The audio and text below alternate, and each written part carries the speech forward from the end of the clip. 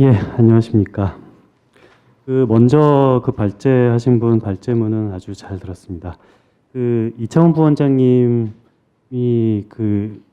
말씀해 주신 가격에는 어떤 사적 비용뿐만 아니라 공적 비용까지 가격에 포함되어야 된다라는 것은 이것은 너무도 상식적인 얘기죠. 이것은 너무도 당연한 거.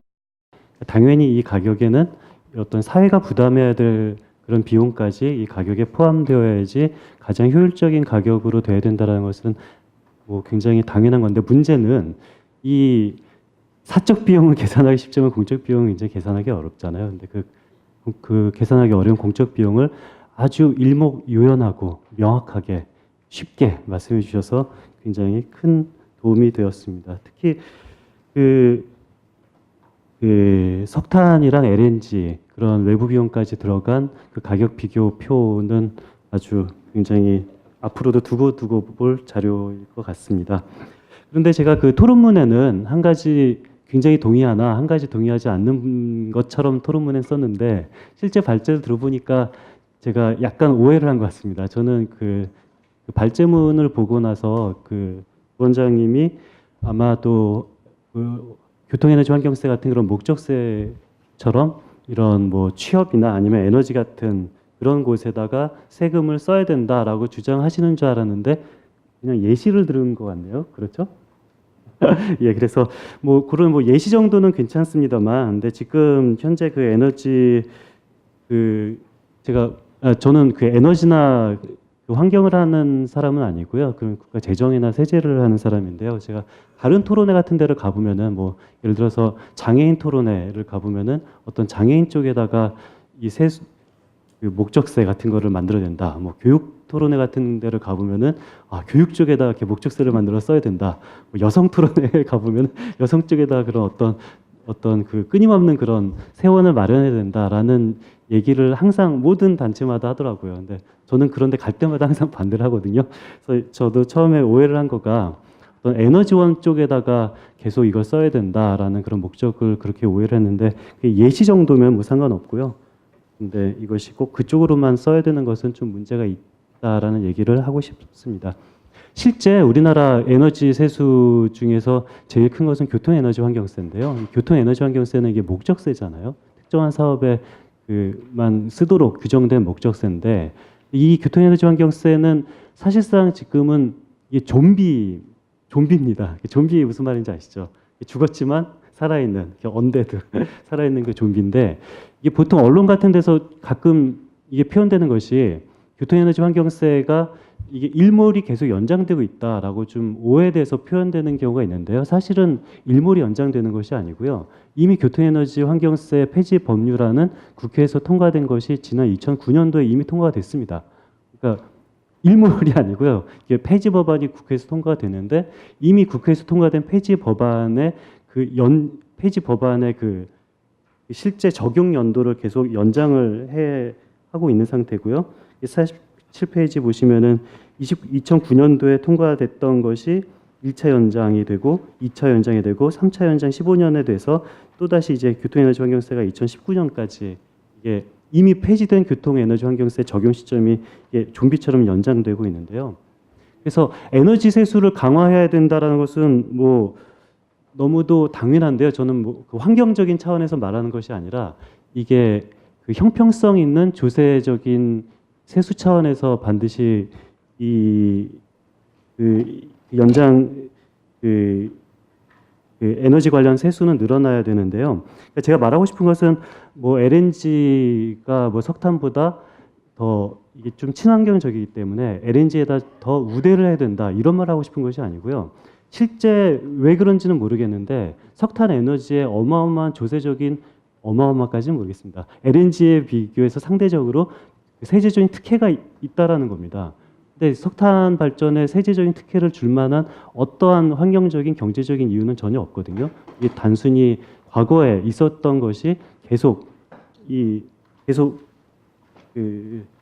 그냥 지속되는, 아무 이유 없이 계속 지속되고 있는 거죠. 그렇기 때문에 어떤 LNG를 우대하자라는 것이 아니라 어떤 화력 발전이 갖고 있는 특혜를 없애야 된다라고 생각을 해서 46페이지에 제가 단위 연량 대비 어떤 조세와 준조세액을 같이 그 비교한 표를 한번 계산을 해봤습니다. 그래서 이것을 보면은 아무런 이유 없이 유연탄에 더 많은 그런 세제적 특혜가 있고, 그리고 이 세제적 특혜는 없애야 된다라는 그런 얘기를 하고 싶습니다. 그런데 그 전에 제가 예. 그리고 제가 이창원 부원장님 발제만 얘기를 하고 김홍장 단진 시장님 발제에 대해서는 제가 실수로 스킵하고 넘어와서 다시 그 얘기로 돌아가면은 저는 토론회 여기저기 오면서 시장님이 직접 나와서 이렇게 토론을 하는 건 몇 번 봤지만 발제라는 건 처음 봤고요. 아주 지역 현안에 대해서 전문성 있게끔 말씀을 잘해 주셔서 굉장히 감명을 받았습니다. 근데 시장님이 한 가지 거짓말 하신 것 같은데, 처음에는 그 전문가가 아니어서 매끄럽지 않다라고 말씀하셨는데 이건 거짓말인 것 같습니다. 이거 전문가신 것 같고요. 아주 매끄럽게 잘 진행해 주셔서 굉장히 감명을 받았습니다. 그리고 다시 그 세제 얘기로 돌아가면은요. 그래서 그 교통에너지환경세 같은 그런 그 발제하신 그 부원장님 발제문을 보면은 22페이지인가요? 20페이지네요. 20페이지 보면은 그 에너지 관련 세제를 정리를 잘 하셨는데, 여기에 보면은 그 전력에 그 지방세인 그 지역자원 시설세가 전력에 붙는 걸로 표기가 되는데, 이것은 뭐 약간 오해 소지가 있어서 뭐 전력이라는 것이 따로 이렇게 독립된 건 아니잖아요. LNG와 유연탄을 통해서 만들어지는 것이 전력이어서, 저 같은 경우는 이 전력에 붙는 세금을 그 LNG와 유연탄으로 다시 이렇게 배분을 해서 만든 표가 그 46페이지에 있는 표인 거고요. 그래서 여기에는 그 지역자원 시설세까지도 전부 다 LNG와 유연탄 쪽으로 그 열량 대비로 배분을 했습니다.